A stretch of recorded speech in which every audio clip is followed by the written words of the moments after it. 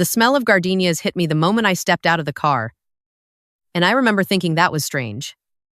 Because my mother had always said gardenias were her favorite flower, and my father had planted an entire row of them along the front walk of the Hendersons' event space just for tonight. I remember thinking that was a kind thing for a man to do for his wife of 30 years. I was still thinking about the gardenias when my daughter looked up at me and said, "Mommy, why are the doors closed?" Nora was 6. She was wearing the dress we had found at the end of summer sale at a little boutique downtown.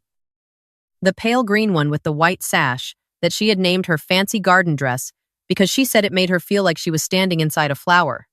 She had asked me 3 times in the car whether Grandpa would like her drawing. I had told her 3 times that he would love it. It was a large piece of construction paper, folded carefully in half, and she had worked on it for 4 evenings straight at the kitchen table. A drawing of my father and Nora holding hands in front of what was supposed to be his garden, with the words, "Happy 60 Grandpa," spelled in her careful, effortful first-grade handwriting. The letters, all different sizes. The P in Grandpa facing the wrong direction.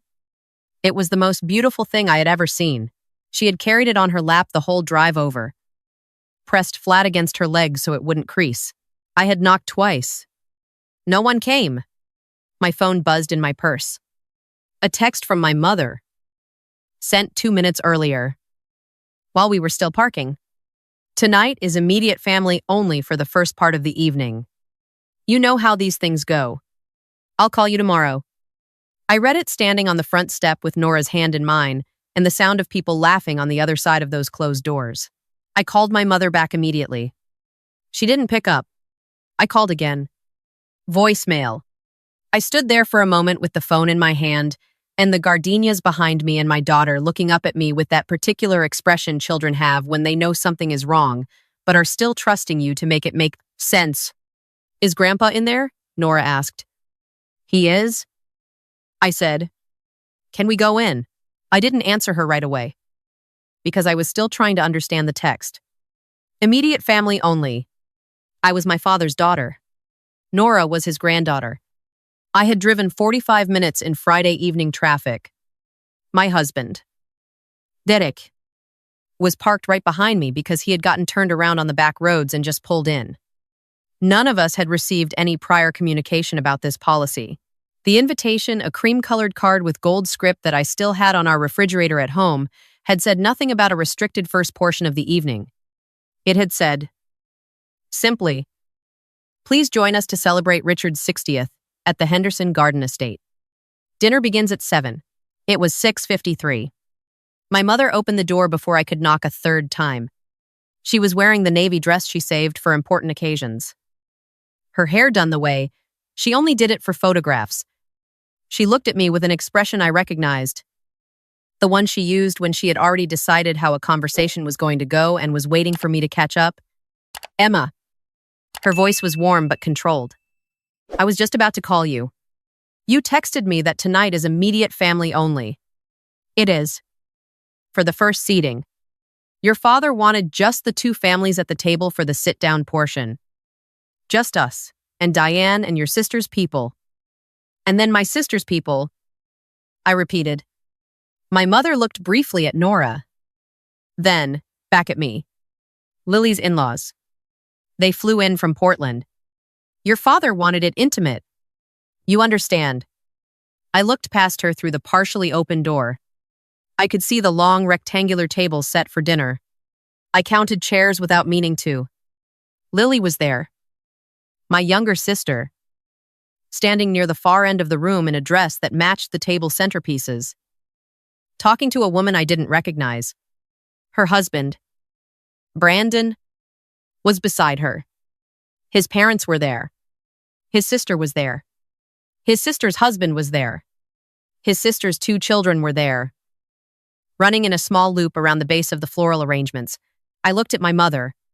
"How is that immediate family, Emma? Please." The warmth in her voice cooled by a fraction. "This isn't the moment. Nora made Dad a birthday drawing." I said. "She worked on it for a week. She's been asking me all day whether he'd like it." My mother looked down at Nora then. really looked at her. And something moved through her expression, not enough to change anything, but enough that I could see it was there. She can give it to him later. My mother said, "There'll be time after dinner for family to mingle. Bring her back at 8:30. Nora was quiet. She was looking up at my mother with her drawing pressed against her chest and her face very still in the way children's faces go still when they are working hard to understand something that doesn't quite fit. "Is my drawing not good enough?" she asked. My mother opened her mouth, closed it, and said, "Of course it is." "Sweetheart, then why can't I give it to him?" My mother looked at me as though this were something I had arranged. "We'll talk about this later," she said to me, then to Nora, with a practiced smile. "Grandpa is very busy right now." "Sweet girl, but I'll make sure he knows you're coming." She stepped back inside and closed the door. Not all the way, just almost all the way. The way you close a door when you want someone to understand the conversation is over without the finality of a click. I stood on the step for a moment listening to the sounds of the party. On the other side of it, my father's laughter, which I knew the specific register of. The way I knew the sound of my own name, because I had grown up reaching for it. I had grown up in the next room, always just slightly outside the brightest circle of warmth in whatever space my family occupied. I had just never let myself say it that plainly before. Derek appeared at the bottom of the walk. He read my face the way he had learned to read it over 8 years. Without asking. Without pushing. He opened his arms slightly and Nora walked into them, and he picked her up in that automatic, easy way he had. The way he had been picking her up since she was small enough to carry in one arm. "What's happening?" he asked. Quietly. Over her head. "We've been asked to come back at 8:30. I said, "Immediate family only for the first seating." Derek looked at the closed door, then at me. His jaw did a small, controlled thing. "Brandon's entire family is in there." I said, "I know." He said, "I saw them when we pulled in." We stood there for a moment in the evening air with the gardenias and the sound of the party behind the door. "I want to go home." I said, "I don't want to sit in the car for an hour and a half and then walk back in there and pretend this was a reasonable thing that happened. Then we go home." Derek said, "Simple as that." He set Nora down, and she took both our hands, and the three of us walked back toward the car. I did not look back at the door. I kept my eyes on the parking lot, on the gravel, on the lights of the car ahead of us. Nora was very quiet, which was unusual for her. Nora was almost never quiet. "Mommy," she said, when Derek was buckling her into her booster seat. "Yeah." "Bug. Did I do the letters wrong on Grandpa's card?" I crouched down in the doorway of the car and looked at her. She was holding the drawing in her lap again, looking down at it with an expression that was trying very hard to be neutral. "The letters are perfect." I said, "The P is backwards." Backwards P's are actually very rare. They're collectible. She looked up at me. "You made that up?" She said, "I absolutely did. But the card is beautiful, and Grandpa is going to love it. And none of that has anything to do with tonight." She thought about that with great seriousness. "Then can we get ice cream?" "Yes." I said, "We can absolutely get ice cream." Derek started the car. We pulled out of the Henderson Garden Estate parking lot slowly, crunching over the gravel, and I watched the building get smaller in the side mirror, the warm lights in the windows, the silhouette of people moving inside. I was not fine. I had gotten very good at the specific performance of fine over the years, and I was producing it now for Nora's benefit. But underneath it, I was doing the thing I did when something landed too close to the old wound. The one I had spent most of my adult life quietly maintaining, pretending it was not as deep as it was. My sister Lily was 3 years younger than me. She was the one who had always made things look effortless. The grades, the friendships, the way she could walk into a room and recalibrate its atmosphere just by being there. I didn't resent her for it. Or I had tried very hard to reach a place where I didn't, because I knew the dynamic wasn't her fault any more than it was mine. We were both products of the same household. She had just been assigned a different role in it. I had been the responsible one, the capable one, the one who didn't need as much. I had put myself through grad school, paid my own rent by 23, built a career in occupational therapy that I was genuinely proud of. My parents called me independent. They said it with admiration. What I understood now, at 31, that I had not understood at 21, was that independent had also meant low maintenance, which had also meant easy to overlook, which had also meant that when resources were distributed, emotional resources, financial resources, the small daily currency of attention and priority, I was the daughter they didn't worry about, which meant I was often the daughter they forgot. Tonight was not the first time. Tonight was just the first time that it had happened to Nora. That was the thing. That was the line. I could absorb a great deal. I had been absorbing things since I was 8 years old and had come to understand that my birthday celebrations were smaller and my requests were answered slower and my achievements were acknowledged briefly before the conversation returned to Lily. I was good at absorbing things. I had made it almost an art form, but Nora had carried that drawing for 45 minutes on her lap. She had worked on it for 4 evenings. She had asked me 3 times if Grandpa would like it. And I had told her 3 times that he would love it. And I had believed that, because I had believed that whatever else was true, my father loved his granddaughter. I still believed he loved her. That wasn't in question. What was in question was whether love, when it coexisted with a 30-year habit of accommodation and avoidance, was enough to actually show up. We were 17 minutes from home when my phone rang. I looked at the screen. My father. I stared at it for a moment. He had been in that building this whole time. He had been in there while we knocked, and while my mother came to the door, and while she explained the seating arrangement, and while we walked back to the car. He had been in there. Presumably. While Nora asked whether her letters were done wrong, I had approximately no bandwidth for whatever he was calling to say. Derek glanced at the screen from the driver's seat. Up to you, he said. I answered, Emma. My father's voice was not what I expected. It was not the easy warmth of a man in the middle of his own birthday party, slightly loosened by champagne and good food. It was tight. It was the voice he used when something had genuinely disturbed him, which almost never happened. Because my father was a man who moved through the world in a state of deliberate equilibrium. I had seen him ruffled twice in my life. This was the 3rd time. Dad, where are you right now? On the way home? A pause. Short. Dense. Turn around. He said, Dad. I don't think Emma. His voice was not loud, but it had a quality to it that I had not heard before. Something absolute. Something that had made a decision and finished with ambivalence. I need you to come back to this building right now. I need you to bring Derek and Nora and come back.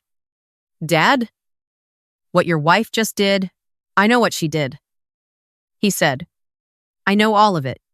I found out 12 minutes ago. Emma, please, I need you to come back. Just trust me. I looked at Derek. Derek looked at me. He had heard it through the phone. The tone of it. The unusual quality of it. I thought about Nora with her drawing in her lap. I thought about the backwards P. Okay. I said, we're turning around. I ended the call. Turn around. I told Derek. He didn't ask why. He checked his mirrors, found a side street, and made a smooth U-turn in the dark. Nora looked up from the window. Are we going back to the party? We're going to see Grandpa. I said, will there be ice cream there? Probably not at this particular location.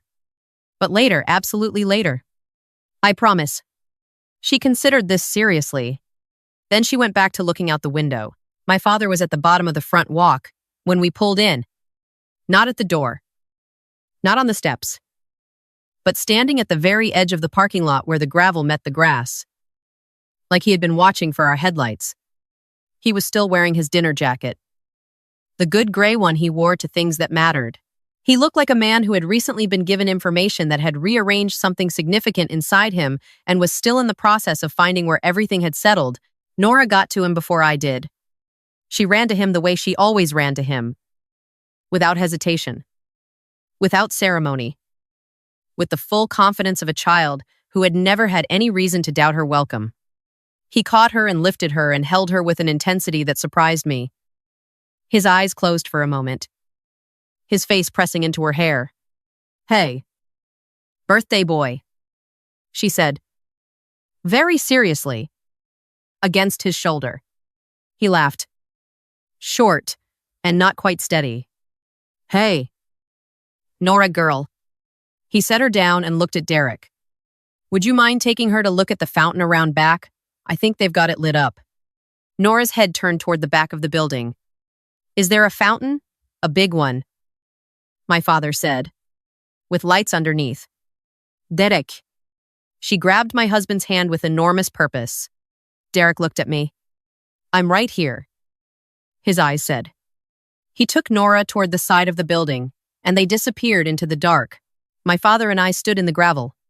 The sounds of the party were muffled through the walls. Someone's laughter. The clink of something glass. The faint thread of music. "I didn't know you were coming tonight," he said. I looked at him. "That's what I need you to understand first." He said, "I did not know you were coming tonight because I was not told you hadn't been invited." I thought he stopped, pressed his thumb against his palm in the way he did when he was organizing his thoughts. "Your mother told me she had spoken to you last week, that you had a work obligation, that you were going to come by Sunday instead." I had no work obligation. No one had spoken to me last week. No one had mentioned Sunday. "She told you I wasn't coming." I said, "Yes." "And you believed her?" "Yes." He held my gaze. I believed her. Because I did not have a reason not to. And because I have been allowing myself to not have reasons not to believe her for a very long time, that is something I'm going to have to sit with. I didn't say anything. When Lily's mother-in-law mentioned that she had seen you at the door, I went to your mother immediately. She told me there had been a seating issue, and she had asked you to come back later. I pressed her. "Emma." She showed me her phone. He reached into his jacket pocket and took out his own phone. He turned the screen toward me. It was a text thread. My sister's name at the top, sent that morning. At 9:47. While I had been making Nora breakfast and cutting her toast into triangles the way she liked. "Mom, can you make sure Emma doesn't come to the first part tonight? I don't want it to be a whole thing. She makes everything about herself, and tonight's supposed to be about Dad. Just tell her the venue changed, or its immediate family, or whatever. And honestly, the less Nora is there, the easier it is because it gets too chaotic with small kids, and Brendan's nephews are already a lot." I read it once. Then I read it again. The less Nora is there, my daughter. The one with the backwards P on her birthday card. The one who had worked for 4 evenings at the kitchen table. The one who had asked me 3 times whether Grandpa would like it. The less Nora is there, the easier it is. She was a variable to be minimized. She was a logistical inconvenience in my sister's management of the evening's aesthetics. She was 6 years old and had done nothing in her entire short life except love the people in this family with an openness and a completeness that made me ache. And she was the less. Nora is there. I handed my father his phone back. My voice came out steadier than I expected. "Your mother handled it exactly the way Lily asked." "Yes," he said. "She did, as she has done, for most of your life. When Lily has asked," he put the phone back in his pocket. "I need you to come inside," he said. "Dad, not for your mother, not to perform anything. I need you to come inside because something is going to happen in that room in the next few minutes, and I would like you to be in it." He looked at me with something in his face I hadn't seen there very often. A kind of clarity that comes from a decision that has already been made and is simply waiting for execution. "Can you trust me?" I thought about Nora on the car ride home, looking down at her drawing, asking if her P was wrong. "Yes," I said. I trust you. He nodded once and turned toward the building. I followed him up the front walk, past the gardenias, up the stone steps, through the door. The warmth of the room hit me first.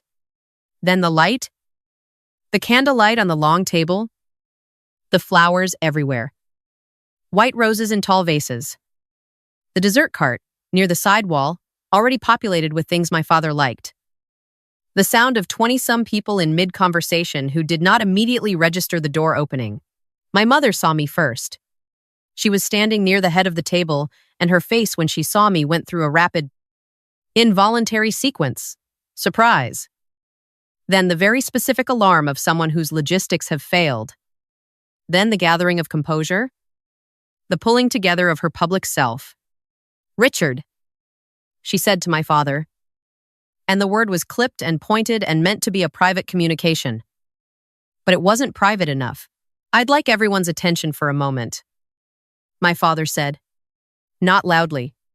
Not with the manufactured gravity of someone who wants to be seen making a speech. He said it the way a man says something when he knows people will listen, because he has never before asked them to in quite this tone. The conversations nearest to us stopped. Then the ones beyond those? In the way that silence moves through a room? Outward from its source like rings on water. The music from the small Bluetooth speaker near the window went on for a few bars after everyone had stopped talking. And then my mother's hand found it and pressed pause. And the silence was complete. My sister was standing near the fireplace. She was wearing a dress, the color of the table arrangements, and her hair was down in soft waves, and she looked beautiful. The way she always looked beautiful. With that particular ease that I had spent most of my childhood trying and failing to decode. She saw me, and her expression moved through several things quickly, before it settled into something still and watchful. She's not supposed to be, Lily began. I know. My father said. Quiet. Final. He reached into his jacket pocket and took out his phone. He looked at it for a moment. And in that moment, the room was very still. I want to be direct tonight. He said, I've been told, by a number of people over a number of years, that I have a tendency to let things go, to decide that the moment isn't right, to tell myself I'll address something later. When it's less disruptive, he paused. I have a text message here, sent this morning. I'm going to read it aloud, because I think the people in this room deserve to hear it. And because I am done, deciding that the moment isn't right, he read it. Every word. His voice did not waver. When he finished, the room had a particular quality to it. The quality of a space where everyone is breathing carefully. Lily set her champagne glass down on the nearest surface. Brendan, her husband, was across the room. He did not look at his wife. He looked at my father. My mother said, quietly, Richard, this is not the place. I spent 60 years finding the place. My father said, I'm running out of patience with waiting for the place. He looked at me. His eyes had something in them I did not often see there. Something that had cost him something. I owe you more than the words I'm about to say. He told me.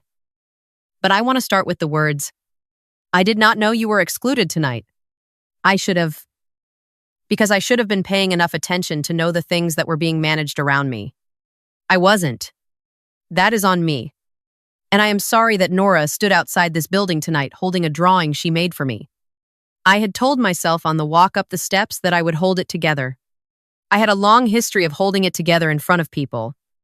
I was relatively accomplished at it. I did not hold it together. Not loudly. I want to be clear about that. I did not make a scene. But my eyes did the thing they do when something has been compressed for a very long time, and a door suddenly opens. And I stopped trying to prevent it, and let them. There's something else. My father said. He was not looking at the room now. He was looking at my mother.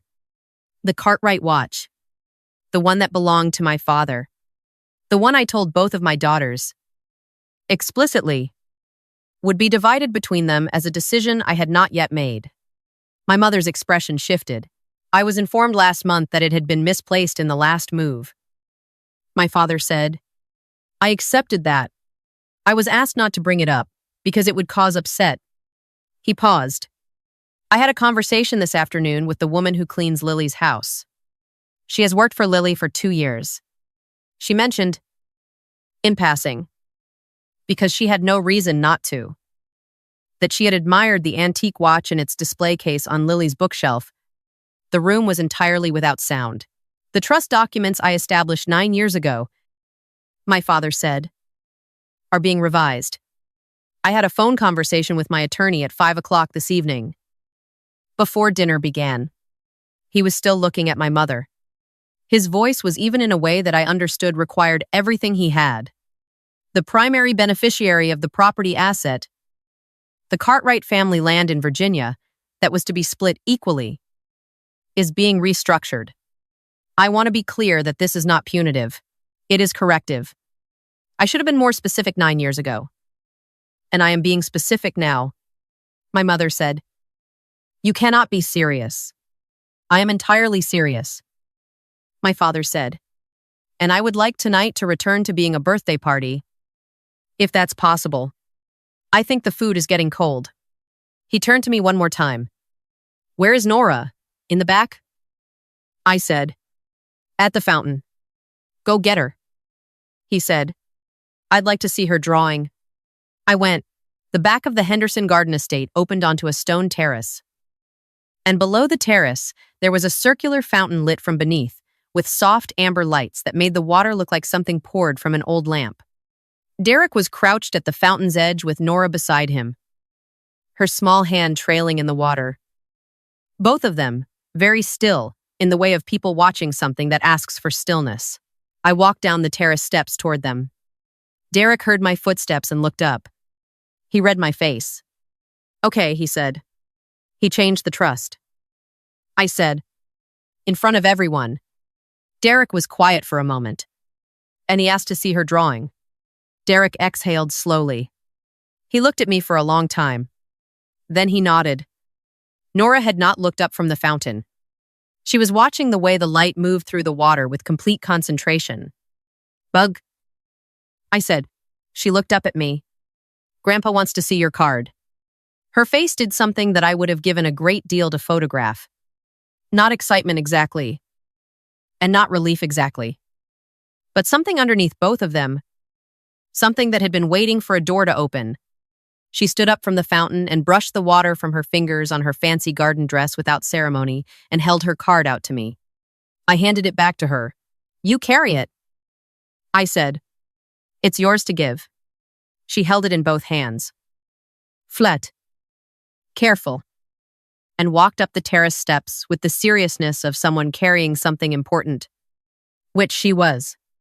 My father was waiting in the doorway at the top of the terrace. He must have come through the building. He crouched down when he saw Nora coming. Lowering himself to her level, and he opened his hands. "I heard there's a card," he said. Nora walked up to him and held it out. He took it with both hands and opened it and looked at it for a long time. Longer than was strictly necessary for a piece of construction paper. He looked at it the way you look at something when you are making sure you see it completely. When you are making sure it becomes a thing you will remember. The P is backwards. Nora informed him. "I noticed," he said. "I like it better that way." She looked at him with the evaluating gaze of a 6-year-old assessing sincerity. She decided he meant it.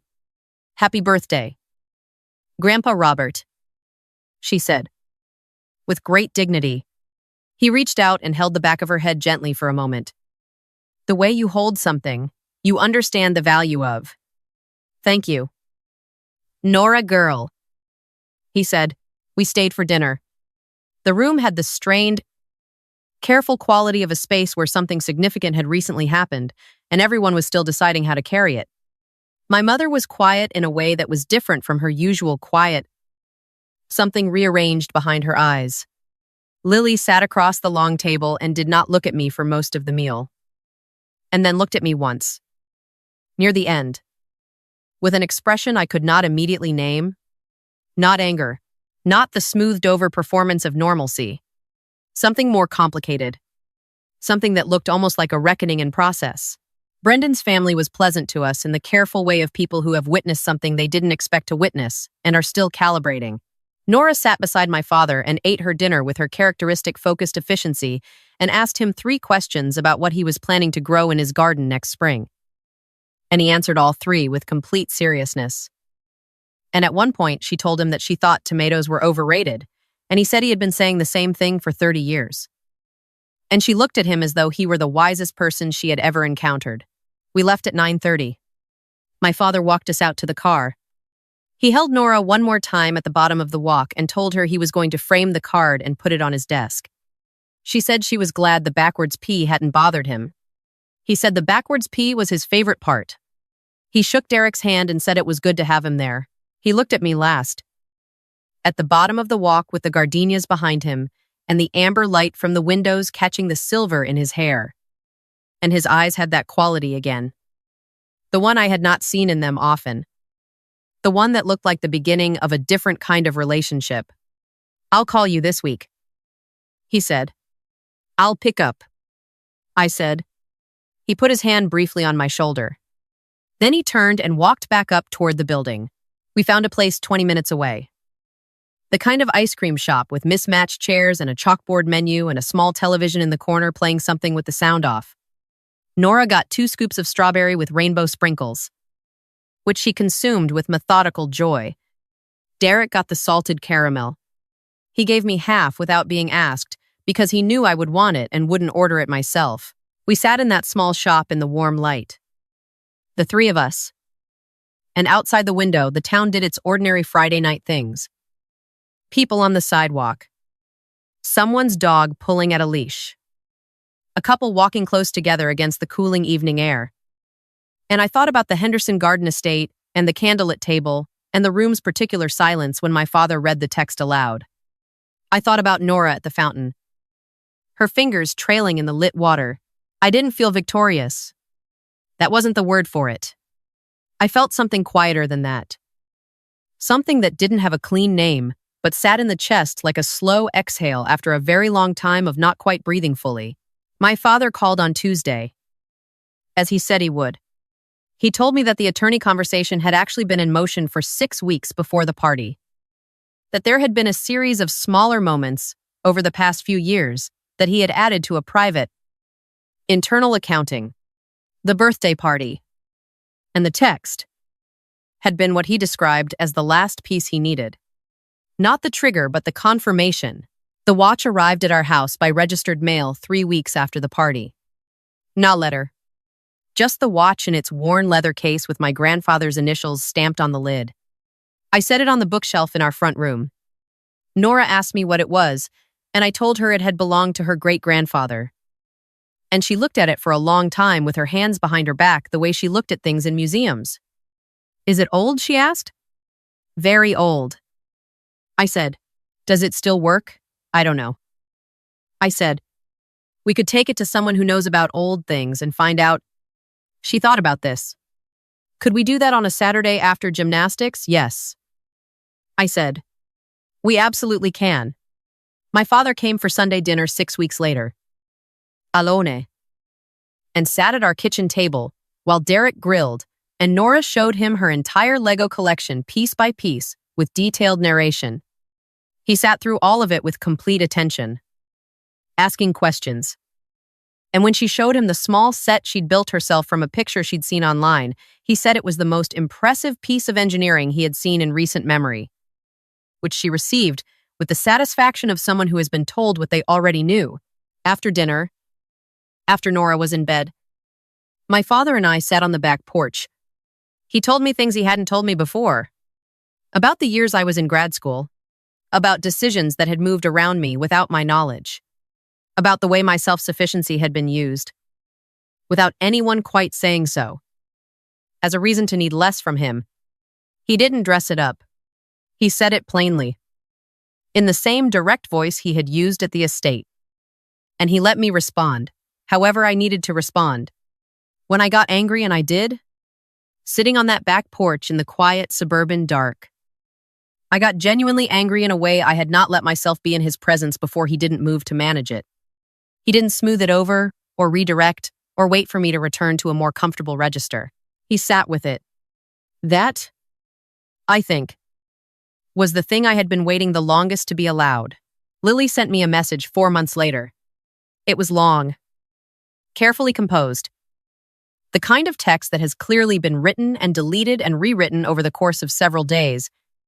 It said things like, I've been thinking about the dynamic in our family for a long time, and I don't think I've been honest with myself about my role in it. And I'm not asking you to pretend it didn't happen. And I know this doesn't fix anything. I just needed you to know, I know. It was not a complete accounting. It left out several things that would have made it more honest. But it was real in a way I had not expected from her. And that reality counted for something. I sat with it for 5 days before I wrote back. I told her I appreciated her sending it. I told her I wasn't ready to return to the version of a relationship we had before. Because that version had required me to absorb things in silence and to let Nora absorb things in silence. And I wasn't willing to do that anymore. I said that if she was serious about something different, I was open to finding out what that looked like. But it would have to be built slowly, from something new. Not patched over the old framework. She responded with, I understand. I'll wait. I don't know what any of that becomes. I genuinely don't. I have stopped trying to predict the shape of things before they arrive. What I know is this. The night I stood in the Henderson Garden Estate parking lot with Nora's hand in mine and the sound of the party on the other side of a door that had been closed to us, I thought I was watching something I wasn't allowed to have. I thought I was standing outside a version of belonging that would simply never include me completely. No matter how much I accomplished, no matter how little trouble I made, no matter how independent I continued to be. It took me a while to understand that what I was actually doing was standing at the end of something, not the outside of something. That the door that had been closed was one I wouldn't need to go back through. My father calls every week. He and Nora have been conducting an ongoing debate about tomatoes. He came to her school's spring performance and sat in the second row and clapped the loudest of any adult in the auditorium.